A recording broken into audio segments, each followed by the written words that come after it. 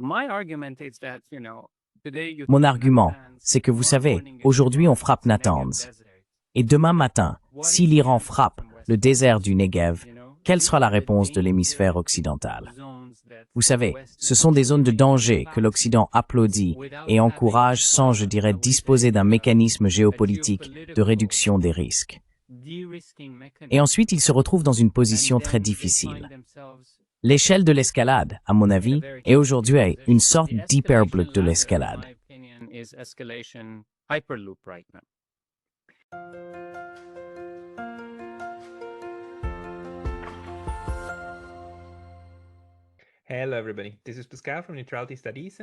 Bonjour à tous, ici Pascal de Neutrality Studies, et aujourd'hui je m'entretiens à nouveau avec Ali Borhani, stratège en géopolitique et co-animateur du podcast Bear Dialogue.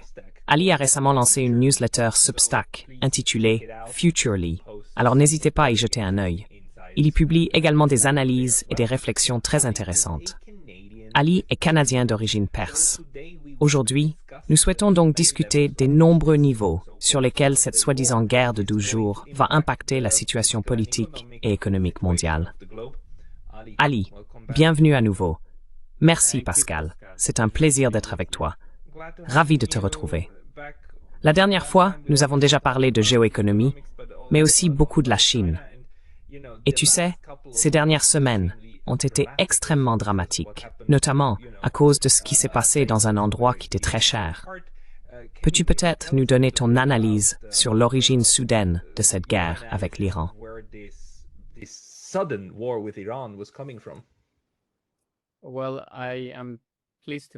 Eh bien, je suis heureux d'être avec vous pour parler des études sur la neutralité, un sujet qui mérite beaucoup plus d'attention, surtout de nos jours. Mais permettez-moi de commencer par un poème. Au crépuscule, l'oppression du jour s'est dissipée. De hauts sommets se sont dessinés. Il avait plu.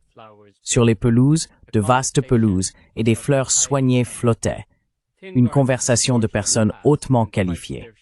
10 jardiniers les regardaient passer et évaluaient le prix de leurs chaussures. Un chauffeur attendait, lisant dans l'allée, qu'ils terminent leur échange de points de vue. C'était l'image même d'une journée à vivre. Au loin, peu importe leurs bonnes intentions, 2 armées attendaient la faute de langage, avec des instruments bien conçus pour infliger la douleur. Et de leur charme dépendait une terre dévastée, avec tous ces jeunes hommes tués, ces femmes en pleurs, et ces villes terrifiées.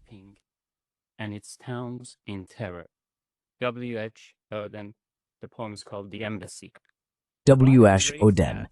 Le poème s'intitule « L'ambassade ». La raison pour laquelle il se lit ainsi, et la raison pour laquelle je le lis, c'est que tout cela s'est produit pendant que les diplomates négociaient, alors que le monde entier retenait son souffle et espérait que nous n'allions pas nous retrouver dans un nouveau conflit.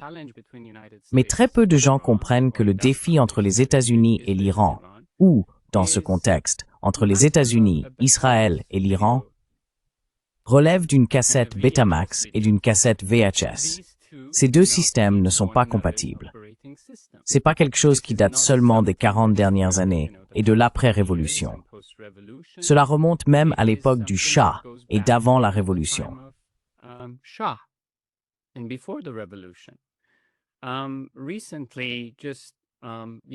Récemment, j'ai soudainement compris d'où venait et où s'était formée cette crise. Nous n'avions pas de ruban, vous savez, comme les rubans jaunes pour les otages. Tout a commencé en 1968, lorsque des étudiants iraniens ont pris le contrôle de l'ambassade américaine. Mais très peu de gens, Pascal, savent que cet événement, qui est la mère et la pierre angulaire de la rancune post-révolutionnaire entre Américains et Perses, n'a jamais vraiment été expliqué au peuple américain. La raison en est que le jour où les étudiants iraniens ont franchi les murs de l'ambassade américaine, quelques semaines plus tard, ils étaient prêts à libérer les otages. Et pourtant, une délégation de l'équipe de Reagan a rencontré les nouveaux révolutionnaires à Genève. with the new revolutionaries in Geneva, and this is well documented in a book called. Et vous savez, cela est bien documenté dans un livre intitulé Prophètes de la guerre, écrit par Ari Ben Menashe, un auteur juif israélo-irako-iranien. De plus, aussi récemment que l'année dernière, un ancien législateur du Texas, lorsqu'il a appris que Jimmy Carter était en train de mourir, a déclaré publiquement qu'il y avait effectivement un accord pour libérer les otages le jour où Ronald Reagan est entré en fonction. Ils ont donc été retenus pendant 444 jours sur ordre des Américains. Ce n'est pas à mon avis un petit événement. C'est un sujet sur lequel les historiens devraient se pencher. Et le peuple américain, en particulier la base MAGA, devrait mieux le comprendre.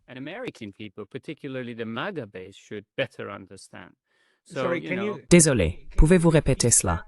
Parce que je n'étais pas au courant. Attendez, il y avait un accord pour garder ces otages plus longtemps que nécessaire.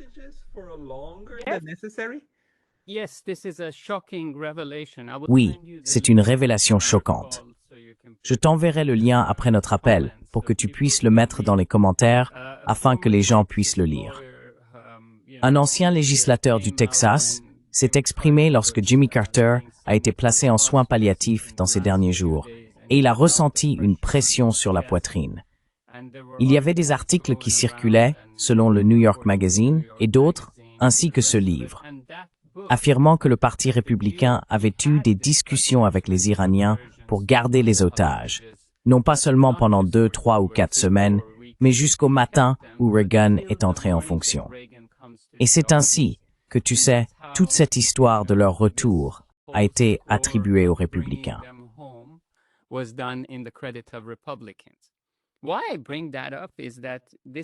La raison pour laquelle j'en parle, c'est que cette obsession pour l'Iran n'a rien de nouveau.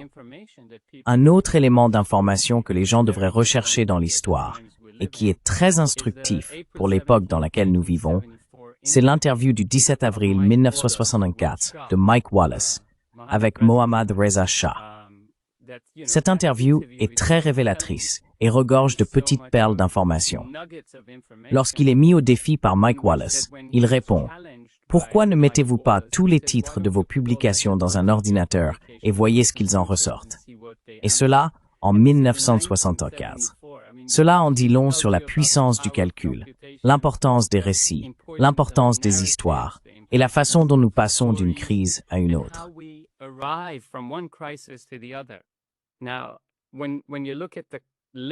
Maintenant, lorsque vous examinez la dernière actualité dans la région, j'aimerais y revenir, et je partagerai bien sûr ces liens avec vous afin que vous puissiez les transmettre à votre public. Mais je pense que ce qui s'est passé le vendredi 13, qui est déjà en soi une date assez remarquable à choisir, l'est encore plus avec cette action unilatérale, non provoquée. Certains disent alignée, d'autres non alignée. Certains disent, vous savez. Peu importe la façon dont on l'envisage, le fait que les États-Unis aient largué une bombe Massive Ordnance Penetrator sur l'Iran n'a pas seulement créé quelques grands cratères à des centaines de mètres sous terre, mais je pense d'ailleurs qu'il ne s'agissait pas d'une MOP au sens de Massive Ordnance Penetrator. Je pense que c'était plutôt un Multilateral Order Pulverizer, car cela a anéanti tout le multilatéralisme.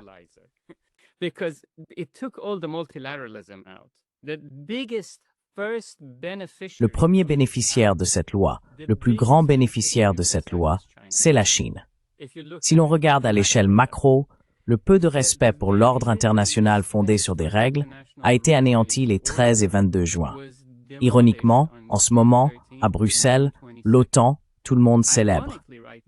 Mais si vous vous souvenez aussi, la dernière fois que l'Amérique a largué quelque chose d'aussi important, d'une telle ampleur, c'était la Moab, la mère de toutes les bombes, qui a été larguée dans les derniers mois du mandat de Trump sur l'Afghanistan. Et nous savons ce qui s'est passé après, n'est-ce pas? Donc il ne s'agit pas de l'importance de l'explosion ou de la taille de l'engin. Les clés ont été rendues aux talibans.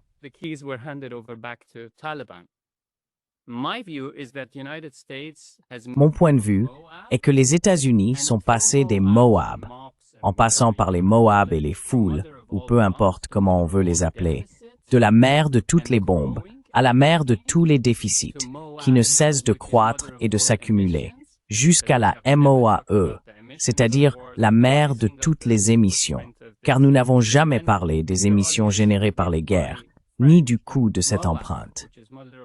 Et si votre public me pardonne l'expression, la MOAF, la mère de toutes les conneries, car ces choses-là s'accompagnent de leurs ramifications politiques, économiques et géostratégiques. Et les erreurs ne manquent pas. L'autre point que je pense qu'il faut aborder, c'est s'agissait-il d'une livraison de fret B2 en provenance de Missouri, États-Unis?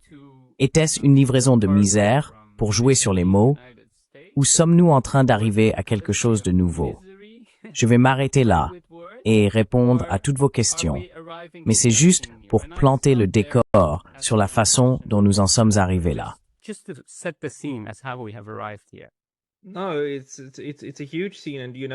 Non, c'est une scène énorme. Et vous savez, vous n'avez même pas encore abordé le rôle d'Israël dans toute cette affaire. Parce que vous savez, l'une des choses que nous essayons de deviner en arrière-plan, c'est qui pousse qui. Est-ce Israël qui pousse les États-Unis vers une nouvelle guerre du Golfe? Ou bien est-ce les États-Unis qui abusent, ou plutôt utilisent d'Israël comme leur chien d'attaque pour s'en prendre à l'Iran? Nous savons que ces idées existent depuis toujours. Nous savons qu'il y a eu des stratèges aux États-Unis qui, depuis des décennies, ont plaidé et discuté de la manière et du moment d'attaquer l'Iran, et qu'il y a une véritable obsession autour de la façon dont l'Iran a réussi à survivre malgré les sanctions écrasantes qui lui ont été imposées. Selon vous, de quoi s'agit-il? Est-ce Israël qui pousse ou est-ce Israël qui exécute? Israel the one who pushes or is Israel the one who implements? Je pense que vous savez, il y a des films comme Des hommes d'influence avec Robert De Niro et Dustin Hoffman. Et alors, qui mène la danse, la queue ou le corps? Je pense qu'au final, nous y viendrons et j'y consacrerai un peu de temps. Mais je crois que l'essentiel ici, c'est la dynamique du bon flic, mauvais flic et savoir qui influence l'autre est sans importance, car la question centrale ici, c'est la place de l'Iran. Si l'on considère l'Iran comme pays, en mettant de côté ses 2500 ans d'histoire, le premier sanctuaire du peuple juif, mentionné dans la Torah par, vous savez, la princesse Esther, vous voyez? Donc en laissant tout cela de côté, et en ayant la plus grande population juive vivant au Moyen-Orient, avec des synagogues, des hôpitaux et tout le reste, je pense qu'il faut mettre cela de côté, car une nation dont les frontières ressemblent à une miniature.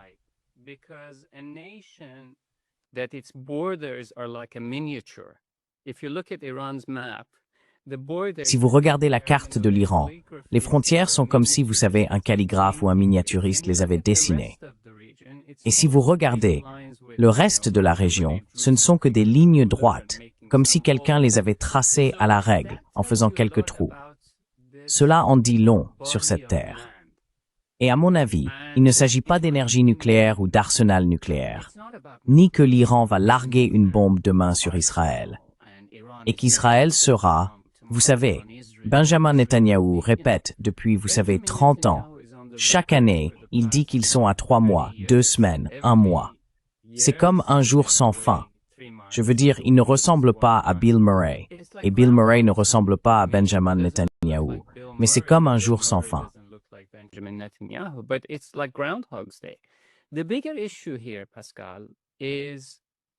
Le problème majeur ici, Pascal, c'est la centralité de l'Iran dans le corridor nord-sud, l'accès de la Russie aux eaux du Golfe Persique et de la mer d'Oman, ainsi que le corridor est-ouest.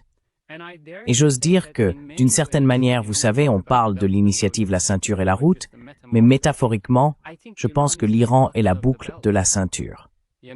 Vous voyez, donc, si les États-Unis parviennent à retirer la boucle, la ceinture sera très lâche. Je sais que c'est une ceinture maritime et une route, mais c'est juste pour jouer sur les mots. Et ici, vous savez, la question de la prolifération nucléaire a souvent servi de leurre pour détourner l'attention. La première série de sanctions a été appliquée à l'Iran à l'époque de Carter, juste après la prise de l'ambassade et l'occupation de celle-ci par les étudiants iraniens. L'Iran est encore aujourd'hui, selon de nombreux critères, le pays le plus sanctionné, devant Cuba, la Russie et l'Iran. Donc, So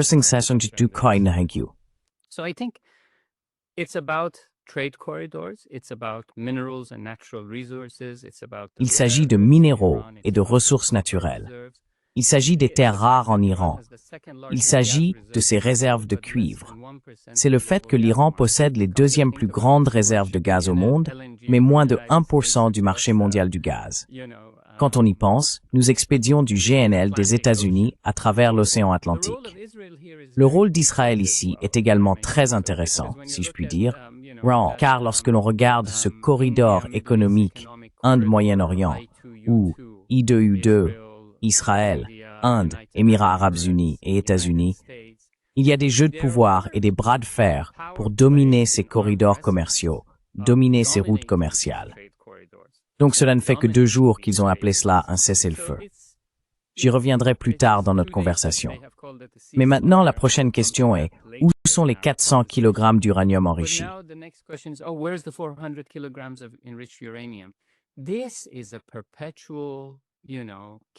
C'est une poursuite perpétuelle. Vous savez, attraper une poule ou un lièvre ou un lapin. C'est plus que cela. Il s'agit de savoir qui contrôle ces corridors commerciaux, qui contrôle cette immense quantité de ressources naturelles, comment contenir la Russie. J'ai apporté 3 livres que j'encourage vivement votre public, en particulier en ce moment, à consulter. Le premier est Les Seigneurs du désert, fascinant, sur la formation de nombreux développements historiques, même la naissance d'Israël, et comment ce pays a vu le jour, ainsi que le pouvoir des élections aux États-Unis. Le deuxième, tout aussi fascinant, est Les Rois du pétrole, qui dissèque vraiment l'histoire de la rivalité entre la Russie et les États-Unis en Iran, et montre à quel point beaucoup de ces enjeux concernent encore la volonté de contenir la Russie.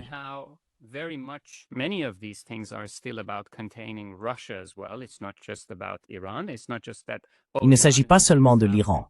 Ce n'est pas simplement que, l'Iran est sanctionné et puni parce qu'il a fourni des drones Shahed à la Russie. Non, il s'agit du fait qu'à l'époque du Shah, les États-Unis avaient des bases, et grâce à l'imagerie spatiale et à tout le reste, surveillaient la Russie juste au sud de la mer Caspienne. Donc l'Amérique aimerait retrouver cet avantage, et l'Europe occidentale, ainsi que l'OTAN aimerait à nouveau utiliser l'Iran pour rééquilibrer la situation et couper ce corridor reliant la Russie aux eaux du Golfe Persique. C'est donc un enjeu bien plus vaste. En ce qui concerne uniquement l'Iran, l'Iran en lui-même est important, mais selon moi, cela dépasse largement la seule question de l'Iran et de son programme nucléaire.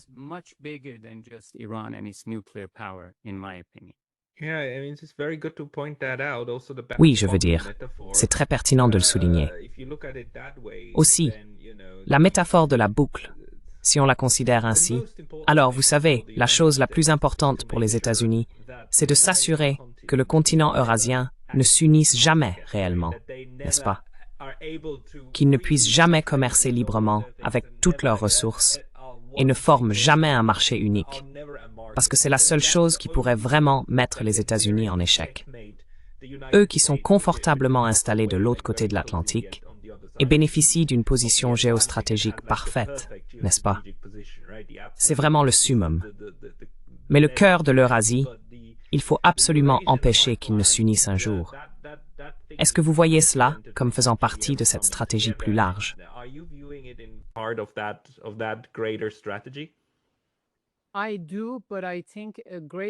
Je le pense, mais je crois qu'une grande partie de ce sentiment de nostalgie se cultive dans les capitales européennes.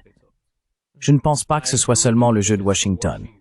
Je pense, vous savez, à la théorie du Heartland, à Mackinder et tout cela. Je crois qu'encore aujourd'hui, si vous regardez le langage toxique qui circule, vous savez, le chef de la diplomatie européenne dit « Nous ne sommes pas sûrs que cet acte était légal ou non ». Et pourtant, vous avez Mark Rutte qui parle « Qui est ton patron? Je suis ton patron. Tu es comme mon père. » Je veux dire, le langage est toxique. 700 personnes sont mortes en Iran, et beaucoup de civils de l'autre côté également.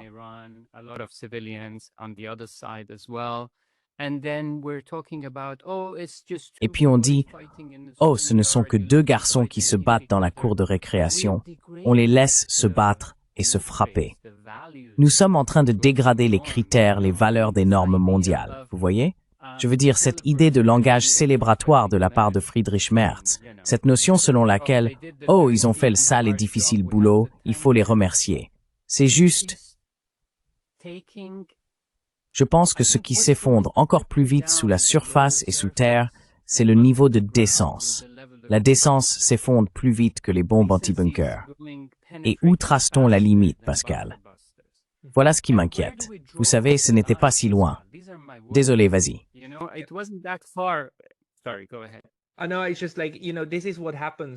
Je sais. C'est juste que, vous voyez, c'est ce qui arrive quand les sociétés sombrent dans le militarisme et qu'elles commencent à abandonner ces principes censés nous en protéger. Elles le font. Je veux dire, l'escalade rhétorique va de pair avec l'escalade militaire. Donc nous voyons l'Europe s'enfoncer, comme on le voit maintenant avec le sommet de l'OTAN, dans ce militarisme, ce qui mènera à plus de morts et de destruction. C'est absolument évident. Det sestium ett straff if människor rishimkaji förend, issa ou quoi que ce soit. Ne pas complètement cru. Regime change or whatever it was didn't completely succeed. Yes, we had, and now we are in a new world in which Oui, nous l'avons fait. Et maintenant nous sommes dans un nouveau monde où il a été possible pour les États-Unis de frapper l'Iran.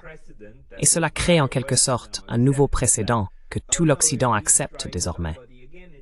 Que, oh non, si nous frappons quelqu'un à nouveau, ce n'est pas grave. Encore une fois, nous réaffirmons que l'Irak, c'était acceptable, la Libye aussi, l'Iran également. Nous gravons cela dans le marbre, y compris dans notre propre façon de penser l'usage de la force dans les relations internationales. Mais le résultat, il n'y a pas, je veux dire, l'Iran n'est pas encore brisé. Donc l'Iran tient toujours debout. Alors qu'est-ce que cela change maintenant dans la configuration?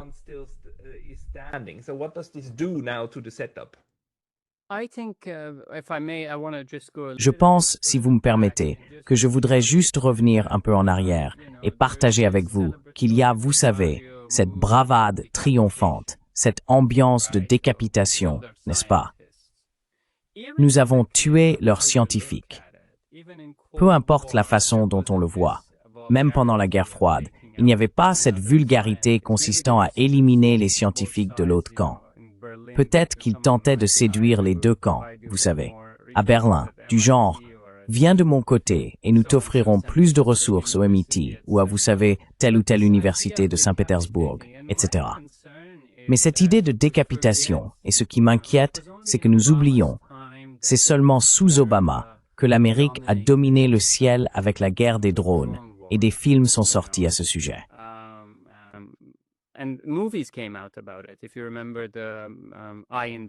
Si vous vous souvenez de Eye in the Sky avec Helen Mirren, vous savez, en 2015. Donc, beaucoup de ces précédents que nous mettons en place aujourd'hui reviendront comme un boomerang. Et c'est là que réside le manque de vision dans les capitales européennes et en Amérique. C'est la partie effrayante, à mon avis. Cette idée que, oh mon Dieu, c'est incroyable. Israël a réussi à infiltrer et à trouver des personnes capables d'espionner pour Israël et de pénétrer en Iran. Cela semble excitant au premier abord. Mais si un pays a été sous sanction, sa monnaie à l'époque du Shah était d'1 $ pour 70 rials, 7-0. Aujourd'hui, $1 vaut 1 200 000 rials. Regardez simplement cela. Donc la pauvreté pousse des gens désespérés. La pauvreté attire les gens. Les silenci extat en Iran, ils ne s'aiment pas.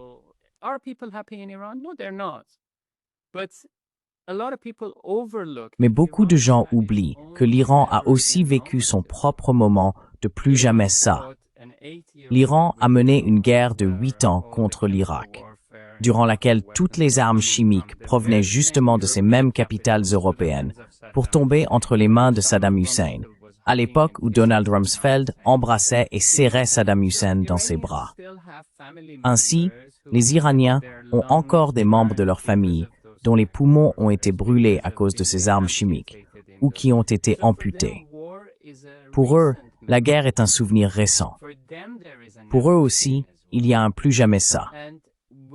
Et avec toutes les accusations qui fusent en ce moment, j'ai écrit sur mon Substack que beaucoup de gens du Sud global, pas seulement en Iran, perçoivent l'AIEA non pas comme l'Agence internationale de l'énergie atomique, mais comme l'Agence internationale de l'acquiescement et de l'espionnage.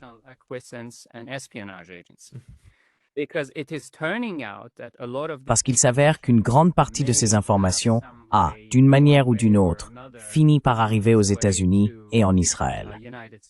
Maintenant, on pointe du doigt diverses entreprises technologiques de la région de la baie, vous savez, les Palantir de ce monde, et vous savez, les Anduril de ce monde, dans le domaine de la guerre par drone.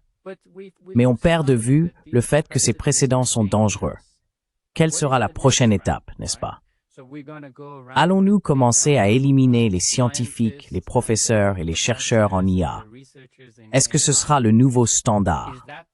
Donc on commence à décapiter à l'avance, parce que, d'accord, éliminons le dirigeant de telle entreprise ou telle personne de recherche dans telle industrie, parce que l'avenir de la guerre se joue dans l'IA. Donc, anticipons. Cela devient la loi de la jungle. Et je pense que très prochainement, the zane fthava to be left issue, artiste.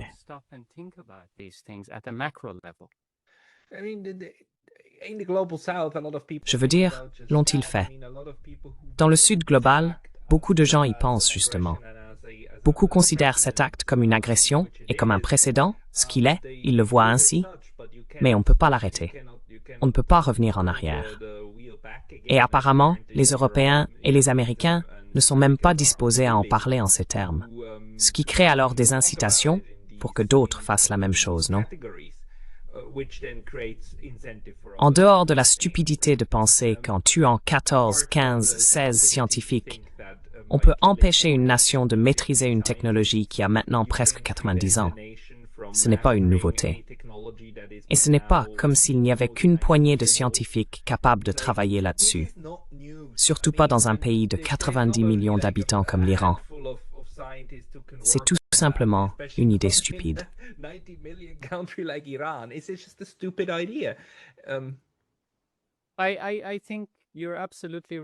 Je pense que vous avez tout à fait raison. Et rien de tout cela ne vise à masquer, vous savez, l'absolue, je dirais, désorientation et insatisfaction économique, à bien des égards, sociale, culturelle, parmi la population perse. Mais nous ne devrions pas négliger le Napa. Napa n'est pas la Napa Valley. C'est le sentiment nationaliste et patriotique des Iraniens.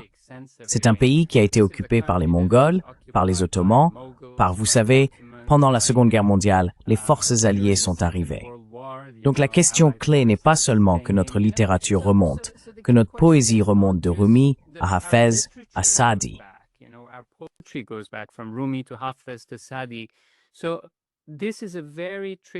C'est donc un équilibre très délicat en ce moment, en ce qui concerne un autre changement de régime. Cela semble toujours facile, mais aucun de ces changements de régime n'a rendu la Libye plus prospère. Ni l'Irak, je veux dire, vous savez, le nirvana. L'Irak, encore aujourd'hui, beaucoup de gens ne le savent pas. L'Irak doit encore obtenir l'approbation des États-Unis pour les projets d'investissement, pour la manière dont il utilise l'argent tiré de son pétrole pour financer des projets et des investissements. Les Iraniens voient tout cela. Oui, il y a un véritable désir authentique de développement, de changement. Mais je pose toujours la question à mes amis européens également.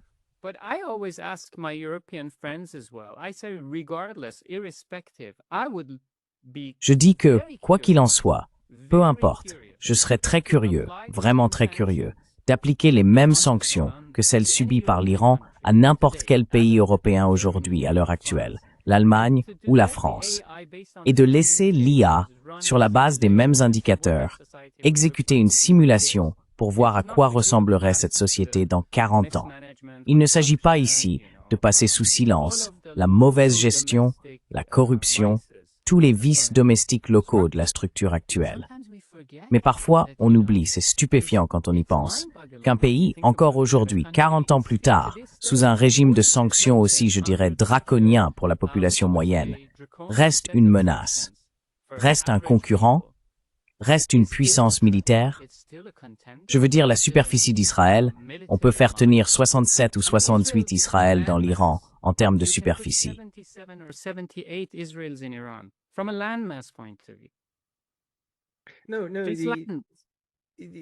Non.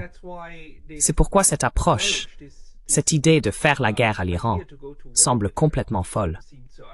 Et le fait que je dois reconnaître une chose, c'est qu'ils ont réussi à calmer la situation après 12 jours, apparemment. Et croisons les doigts. Mais l'attaque globale contre l'Iran va bien au-delà de l'attaque militaire, n'est-ce pas? C'est une attaque économique qui dure depuis 40 ans. La domination de l'Iran remonte à l'époque du Shah et aussi, je pense que certains commentateurs oublient que d'autres puissances ont tenté de dominer l'Iran, y compris l'Union soviétique. L'invasion conjointe par l'Union soviétique et la Grande-Bretagne pendant la Seconde Guerre mondiale, je pense que cela n'est pas oublié, n'est-ce pas? Parce que beaucoup de gens se demandent pourquoi l'Iran n'a pas créé une alliance sécuritaire forte avec la Russie quand il en avait la possibilité. Pouvez-vous peut-être en dire un mot?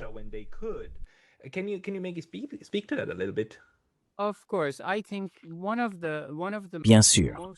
Je pense que l'un des aspects les plus négligés dans cette histoire sans fondement sur le nucléaire iranien, c'est que la Russie ne permettrait jamais à l'Iran de devenir une puissance nucléaire sous son nez. Non, c'est une réalité. Je veux dire, c'est quelque chose que beaucoup de gens oublient, vous savez. Cela ne veut pas dire que l'Iran n'a pas d'ambition. Et si vous regardez le volume d'uranium enrichi de l'Iran, il a explosé après que le JCPOA a été démantelé par Donald Trump.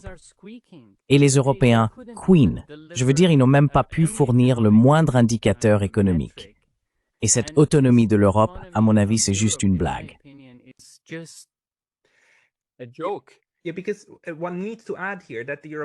Oui, car il faut ajouter ici que les Européens étaient mécontents lorsque Trump a quitté le JCPOA, et ils ont en quelque sorte essayé de promettre à l'Iran, « Écoutez, nous allons essayer de faire quelque chose pour que vous puissiez encore bénéficier d'un certain développement économique de notre part, un mécanisme spécial. » Tout cela s'est effondré. Ça n'a pas fonctionné. Dès que les États-Unis sont partis, les sanctions ont été rétablies et l'Iran s'est retrouvé à souffrir à nouveau, même si les Européens ont tenté de réparer les liens d'une manière ou d'une autre.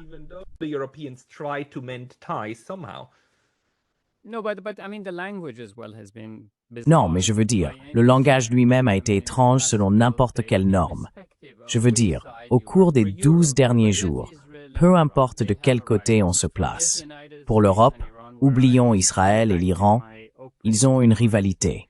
Oublions les États-Unis et l'Iran, ce que j'ai expliqué dans mon introduction.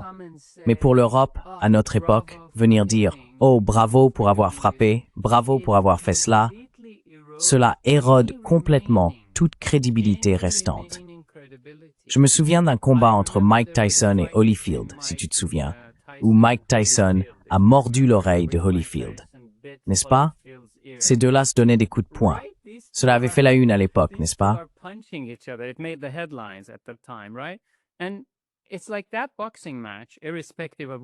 Et c'est comme ce match de boxe, peu importe celui que vous soutenez, où, au moment où l'oreille est mordue, vous dites à Holyfield, tu devrais te retenir, arrête de frapper Mike Tyson. Ça n'a tout simplement aucun sens. Et je pense que c'est une dégradation absolue de tout ce qui ressemble à de la raison en Europe. Mais laissez-moi revenir un peu en arrière sur la raison pour laquelle nous avons arrêté. Je suis très sceptique quant à un cessez-le-feu. D'abord, un cessez-le-feu nécessite des conditions claires. Ce n'est pas comme si je prenais simplement le téléphone avant de monter à bord de Marine One, de prêter serment, de monter dans l'hélicoptère et qu'ensuite il s'arrête. Je ne pense pas qu'Israël se considérera, sous quelque forme que ce soit, contrainte dans son autorité d'agir, sur la base des précédents.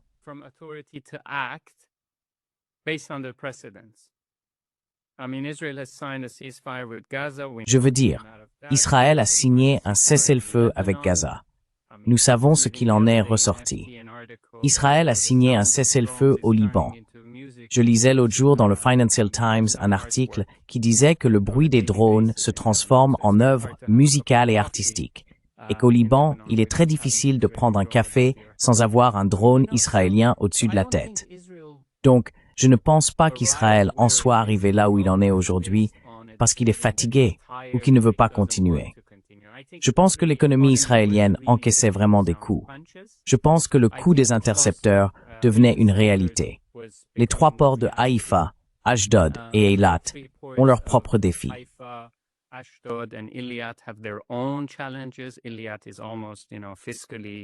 Eilat est presque financièrement insoutenable. Ashdod a été frappé par les Houthis. Haïfa a été pilonné par les Iraniens. Vous avez une société fière de sa base technologique, et la bourse israélienne, selon certains rapports, a également été touchée au cours de ces 12 derniers jours. Je ne sais pas, ce n'est pas vérifié, mais c'est ce que j'ai entendu. Donc, c'est une société qui prospère grâce à la durabilité et à l'ordre. Et c'est la première fois dans l'histoire moderne qu'elle reçoit un retour de bâton. Cela provoque beaucoup de désorganisation. Vous savez, une grande partie de cette population, si vous regardez des interviews à Tel Aviv ou ailleurs, vous entendez plus d'accents français et new-yorkais américains parmi les gens, même dans les communautés de colons, que d'accents hébreux traditionnels ou, je ne sais pas, israéliens.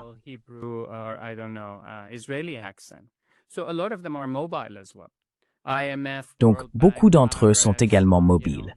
Le FMI, la Banque mondiale, Haaretz, vous savez, ils montrent tous des indicateurs économiques qui signalent une hausse des coûts. Le coût des drones ou missiles iraniens est de 1 pour 10 en termes de dollars par dollar par rapport aux intercepteurs, comme le dôme de fer, Arrow et tout cela. Et en même temps, beaucoup des matières premières pour ces jouets doivent venir de Chine, y compris les terres rares. Donc, la Chine aussi joue cette carte de l'approvisionnement avec les États-Unis, qui est également la source d'une grande partie du financement et du matériel militaire. Donc franchement, je suis sceptique quant à la durée de cette situation, aussi triste que ça puisse paraître.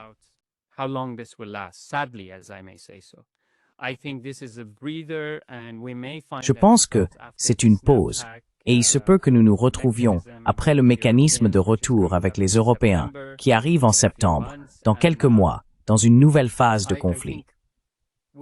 Je pense qu'il est possible que nous soyons en septembre ou en octobre, malheureusement, dans une nouvelle phase.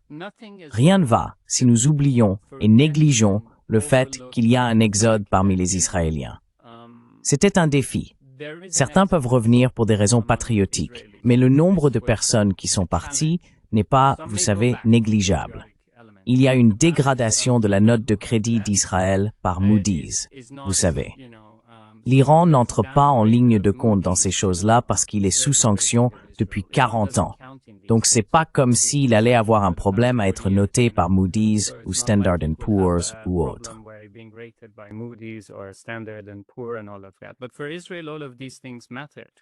Mais pour Israël, tous ces éléments comptent. Une chute de 75% du tourisme, le coût des opérations militaires et en même temps, les investissements directs étrangers ont diminué. Selon l'Institut israélien des exportations, les exportations de haute technologie ont baissé de 18%. La dette, d'après le FMI, a grimpé à 67% du PIB contre son niveau d'avant-guerre. Ce sont de vrais problèmes. Et un aspect que personne ne regarde, ou que seuls quelques-uns considèrent, c'est l'impact que cela aura sur le cycle à long terme d'une nation de, vous savez, 7 millions d'habitants.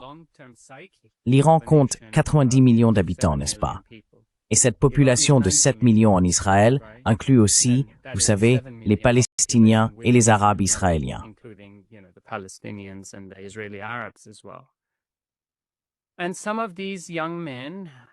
Et certains de ces jeunes hommes se sont retrouvés impliqués dans des opérations militaires et sur des théâtres de guerre.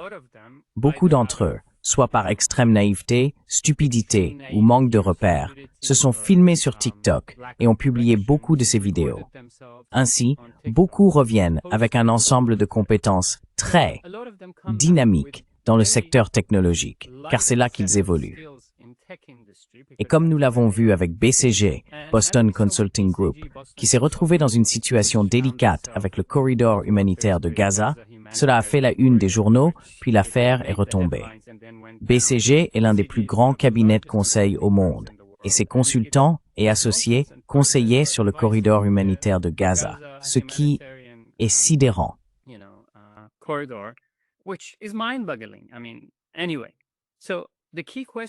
Je veux dire de toute façon. Donc, les questions clés pour Israël ne concernent pas seulement sa capacité à vaincre l'Iran ou le fait qu'il le fera. C'est une question nationale. Parce que si demain matin, 10 réservistes qui travaillent chez Microsoft, Google ou dans n'importe quelle entreprise occidentale, Oracle par exemple, se retrouvent persécutés et poursuivis par le droit international, des avocats, etc., sur la base de leurs propres vidéos, cela devient un vrai problème. Donc, je pense qu'Israël ne peut pas faire durer cette situation. Il y a un coût économique, il y a un coût en termes de réputation, et cela devient une guerre d'usure qui va éroder beaucoup des choses auxquelles Israël est associé, du moins dans l'hémisphère occidental. Et c'est très coûteux pour Israël.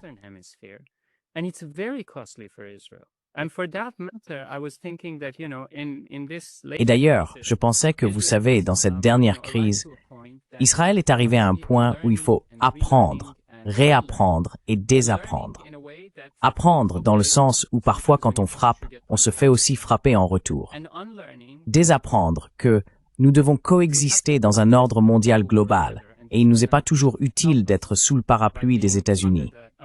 Et réapprendre à coexister avec le Sud global, car sinon, il est impossible de coexister géographiquement. Être en Méditerranée et en Afrique du Nord, dans cette géographie, maintient Israël à l'écart des sentiments des 7 milliards d'autres personnes dans le monde.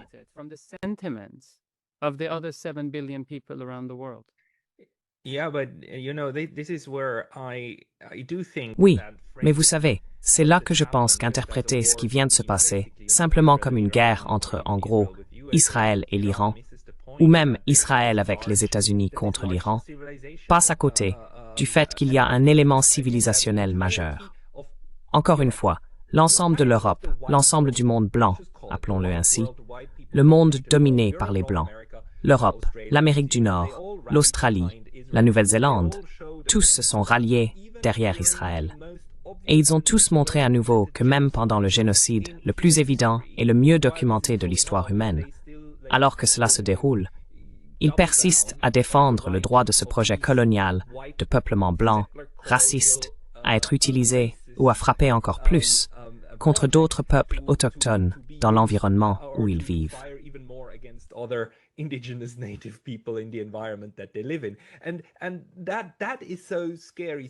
Et c'est tellement effrayant, tellement terrifiant, parce que je pensais qu'on avait décidé que nous ne voulions plus de ça, et vous savez qu'on allait laisser ça s'éteindre, non?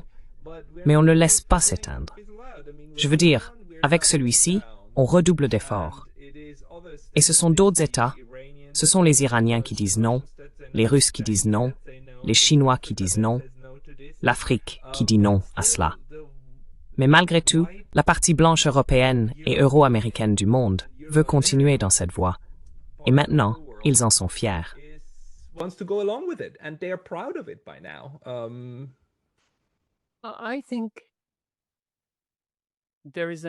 Je pense qu'il y a aussi, à mon avis bien sûr, un élément de 2 poids 2 mesures, et bien sûr une érosion de la crédibilité de l'Occident. Mais au sein de ces poches de jeux de pouvoir et d'influence, il y a également de nombreux rapports, en ce moment, indiquant qu'une grande partie de la frontière provenait des régions nord de l'Iran, car on retrouve des débris dans la Caspienne, ce qui suggère que l'Azerbaïdjan pourrait être impliqué dans cette affaire. Et on oublie qu'au final, l'Azerbaïdjan est un autre pays riche en pétrole, situé à côté de la Russie, coincé entre l'Iran et la Russie, et soutenu directement par la Turquie.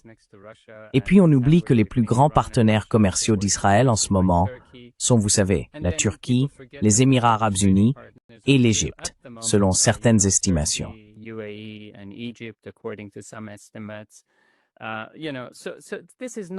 Vous savez, à mon avis, la situation n'est pas aussi claire que certains voudraient le présenter, comme si tout tournait autour du nucléaire iranien. Non, c'est bien plus vaste. Comme je l'ai dit, il s'agit de la boucle de la ceinture. Il s'agit des corridors commerciaux. Il s'agit de la politique d'endiguement de la Russie. Et je pense que les capitales européennes salivent à nouveau devant les drones vedettes et devant la destruction, que ce soit en Russie, avec la flotte nucléaire ou lors des attaques. Mais ces choses-là sont des boomerangs. C'est là que je pense que l'Europe fait vraiment preuve de myopie. On peut regarder les conséquences de la guerre en Afghanistan et le mouvement djihadiste qui est né de quelque chose que l'Amérique a créé. Et encore une fois, dans le but de combattre la Russie.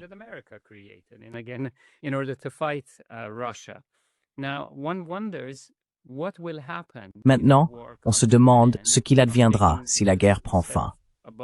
Je prends un peu de recul, au-dessus de la mer Caspienne. Et si la crise entre l'Ukraine et la Russie se transformait en un groupe d'Européens mécontents, dotés des dernières technologies et connaissances en matière de drones, et qu'ils se disaient « Vous savez quoi? Rendons l'appareil à l'Europe et à l'Amérique. » Ce sont des questions géopolitiques et géostratégiques qui sont à peine prises en compte pour l'instant. Nous sommes tous focalisés sur « Faut-il frapper l'Iran à nouveau? Où sont les 400 kilogrammes? » Ce n'est qu'un leurre.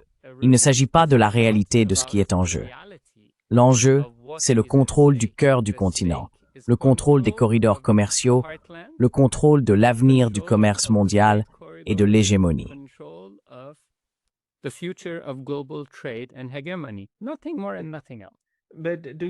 Rien de plus, rien de moins. Au début, vous mentionniez également que la Chine est probablement la plus grande bénéficiaire de tout cela. Ce que nous voyons maintenant, c'est que les États-Unis ont essayé de faire quelque chose contre les Houthis et n'ont pas réussi. Ont essayé de faire quelque chose contre l'Iran et n'ont pas réussi, mais ils rêvent toujours d'une guerre avec la Chine. Et la Chine est d'une toute autre envergure que l'Iran, n'est-ce pas? Alors, selon vous, vers quoi cela se dirige-t-il du point de vue géopolitique de l'Iran, mais aussi de la manière dont les pays occidentaux perçoivent désormais la situation? Pensez-vous qu'ils tirent les mêmes leçons ou non? Probablement pas.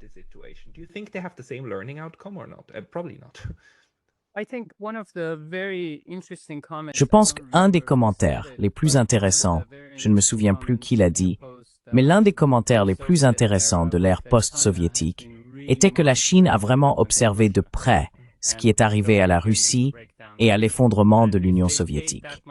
Et s'ils ont accordé autant d'attention à un événement aussi tectonique, je suis sûr qu'ils examinent de très près certains de ces développements. Je veux dire, vous savez, cette idée que des camions tirent des drones assemblés avec une imprimante 3D, c'est dangereux. Ce n'est pas une raison de se réjouir. Vous savez, cette fascination pour les drones, c'est juste, si c'est une question de coût, de fabrication, de distribution, de chaîne d'approvisionnement, la Chine a une portée mondiale bien supérieure à celle des États-Unis.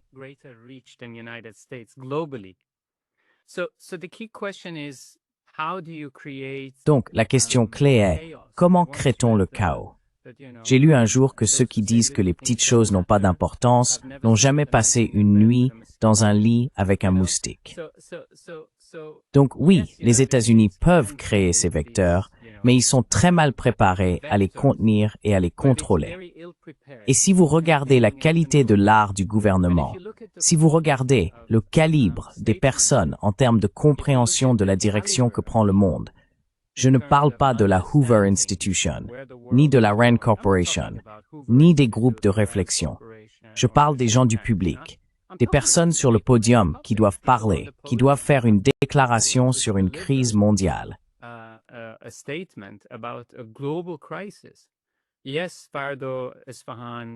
Oui, Fardo, Ispahan et Natanz ont été touchés. Mais demain matin, Pascal, s'il y a un problème avec Boucher, qui se trouve sur les eaux du golfe Persique, et que ces eaux sont contaminées, aucune usine de dessalement au sud de ces eaux, les Qataris en ont parlé ouvertement, ne sera épargnée. Alors, qu'adviendra-t-il de tous les investissements de Stargate? Et je ne sais pas, j'écrirai à ce sujet sur mon Substack, mais qu'adviendra-t-il de toutes les ambitions d'investissement dans le CCG pour un avenir de technologie IA et de co-investissement avec les États-Unis, même quand vous n'avez plus d'eau potable, quand votre eau est contaminée?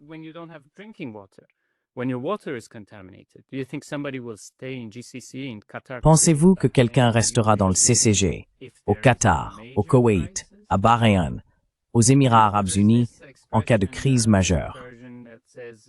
Vous savez, il y a cette expression en persan qui dit « Je parle à la fenêtre pour que la porte entende ». Frapper la base d'Al-Udeid au Qatar, ce n'est pas quelque chose qu'ils ont fait sur un coup de tête sans que les Qataris soient au courant. Apparemment, les Américains avaient évacué cette base 2 semaines auparavant. Il n'y avait plus personne. Et les Iraniens ont dit aux Qataris « Écoutez, nous devons agir. Laissez-nous simplement démontrer que nous en sommes capables. » Mais cela envoie aussi un message. Cela envoie un message à l'ensemble du CCG que nous ne pouvons pas croître et nous développer aux dépens les uns des autres. Et je pense que c'est quelque chose à ne pas négliger.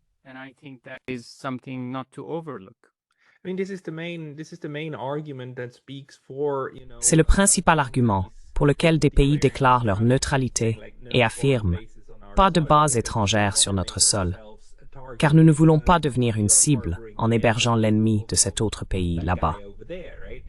Mais pensez-vous que la région va réellement réfléchir à cela? Vont-ils se demander s'il est judicieux d'avoir autant de bases américaines autour d'eux? Maintenant, indépendamment de la faisabilité de réellement expulser les Américains, je pense pas que ce soit faisable. Mais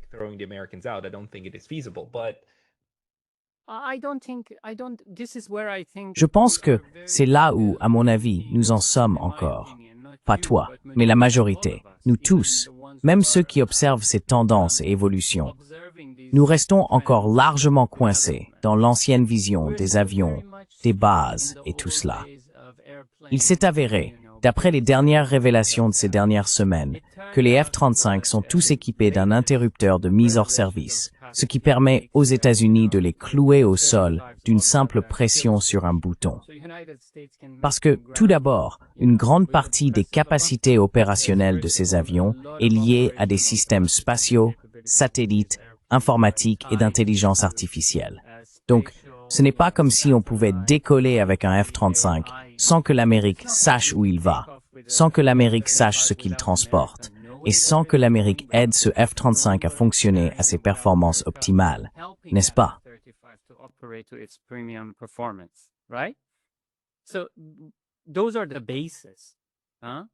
Voilà donc les bases.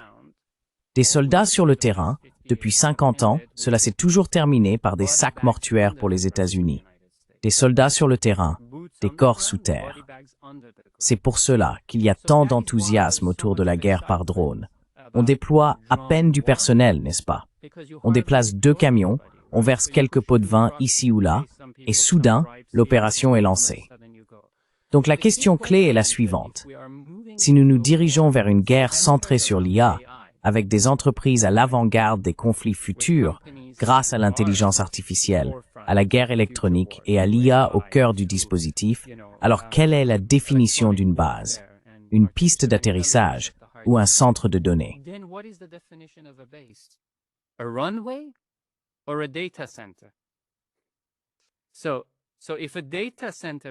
Donc, si un centre de données est situé dans le CCG et qu'il calcule tous les préjudices causés aux Perses, les Perses ne verront-ils que la piste d'atterrissage ou également le centre de données, et inversement. Et en retour. Ce sont donc des conversations qui peuvent avoir lieu avec Eric Schmidt à travers le monde. Et vous savez, je trouve toujours cette double peine des entreprises américaines ou de l'establishment américain qui accusent les entreprises chinoises d'être liées au Parti communiste. Huawei, vous savez, ZTE. Et je dis que c'est mauvais. Ils ne devraient pas. Mais quand on regarde les entreprises américaines, d'Amazon, Microsoft, Palantir, Android, toutes sont de mèche avec le Pentagone. Nous avons donc besoin d'un nouveau dialogue. Nous avons besoin d'une nouvelle architecture. Sinon, cela devient, à mon avis, extrêmement compliqué.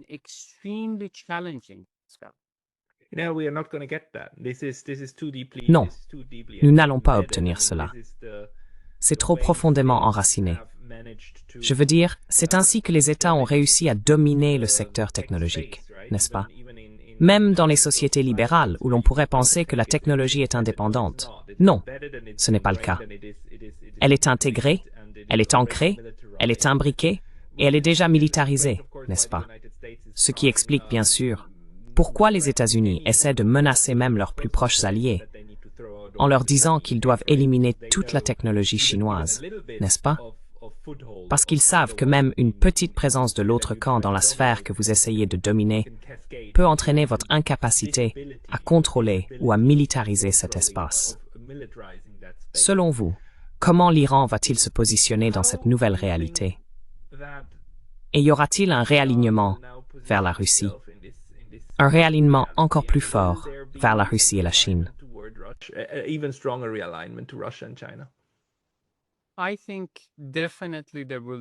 Je pense qu'il y aura certainement une intensification du déplacement vers l'Est. Oui, je pense qu'il y aura sans aucun doute des dialogues et des analyses a posteriori sur ce qui s'est passé. Comment cela a-t-il pu arriver? Aurions-nous dû agir? Les Russes seront un peu plus proches, et les Chinois aussi.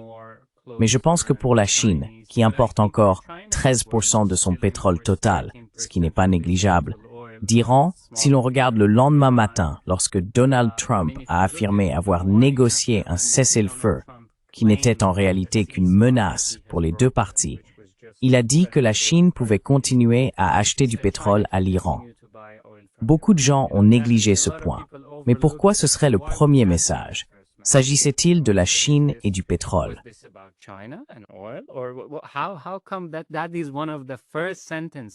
C'est l'une des premières phrases que l'on retrouve dans ses communiqués de presse, ses interviews et sur ses réseaux sociaux. L'une des premières choses qu'il a dites ensuite, c'est que la Chine peut continuer à acheter du pétrole à l'Iran. Donc je pense, oui, il y aura une avancée. Mais ce qui est tout aussi important, c'est que oui, l'Iran pourrait acheter des S-400 et que les S-400 pourraient se multiplier. Ce que nous avons appris lors de cette opération, ce n'était pas une guerre conventionnelle. Il s'agissait de F-35 en alerte, de frappes de drones, de sabotage, d'assassinats de scientifiques. Et je pense que la nature de tout cela dictera un nouvel alignement avec la Russie et la Chine. Il ne s'agit pas seulement de renforcer les défenses aériennes. It's not just about enhancing air defenses. My argument is that, today you hit Natanz. Mon argument, c'est que, vous savez, aujourd'hui, on frappe Natanz. Demain matin, si l'Iran frappe le désert du Negev, quelle sera la réponse de l'hémisphère occidental? Ce sont des zones de danger que l'Occident applaudit et encourage sans, je dirais, disposer d'un mécanisme géopolitique de réduction des risques. Et ensuite, ils se retrouvent dans une position très difficile. L'échelle de l'escalade, à mon avis, est aujourd'hui une sorte d'hyperboucle de l'escalade. Vous savez, c'est un espace perpétuel sur lequel presque aucun de ces acteurs n'a de contrôle. Et pour ajouter un peu d'humour, j'ai aussi écrit sur Futurely l'autre jour, en disant « Mais qui trouve ces noms pour ces opérations, franchement ?»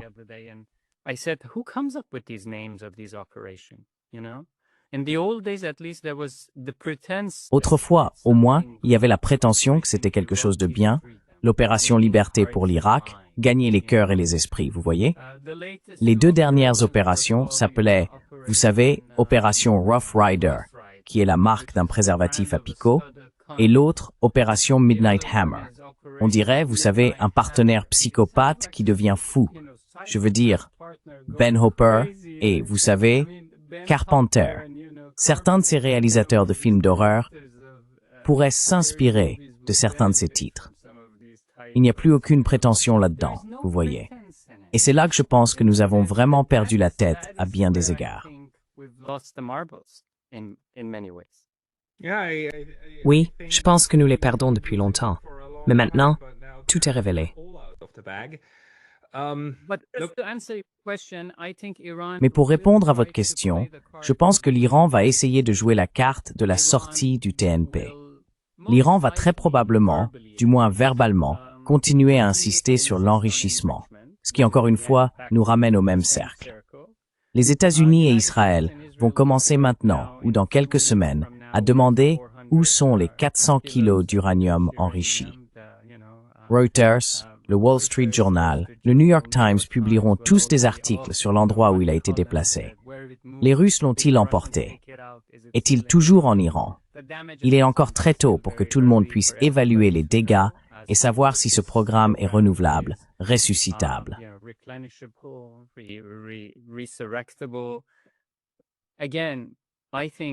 Encore une fois, je pense que ce que les États-Unis ont largué ce jour-là n'était pas une MOP, une bombe à pénétration massive. C'était un pulvérisateur de l'ordre multilatéral. Nous sommes en territoire inconnu, et d'ailleurs, la majorité mondiale, le Sud global et le reste du monde observent avec crainte. Rumi a un magnifique poème qui dit « Au-delà du bien et du mal, il y a un lieu, et je t'y retrouverai. » Et j'espère que les dirigeants de tous bords, de Washington à Tel Aviv, en passant par Téhéran, comprendront qu'au-delà du Negev et de Natanz, il existe un lieu, et que pour le bien de l'humanité, ils devraient tous s'y retrouver.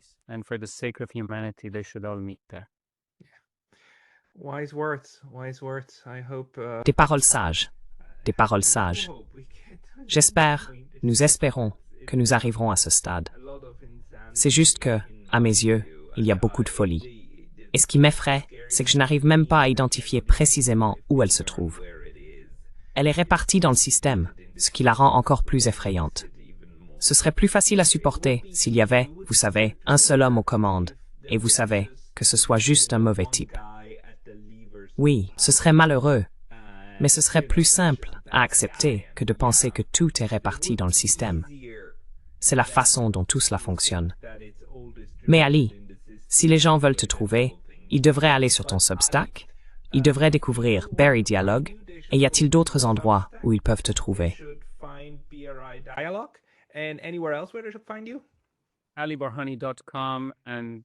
aliborhani.com, ce sera facile à trouver. Et aussi Futurely, que vous avez gentiment mentionné, ainsi que les BRI Dialogue. D'accord, je mettrai tous les liens que vous m'enverrez dans la description de cette vidéo. Tout le monde, retrouvez Ali Borhani en ligne. Merci beaucoup pour votre temps.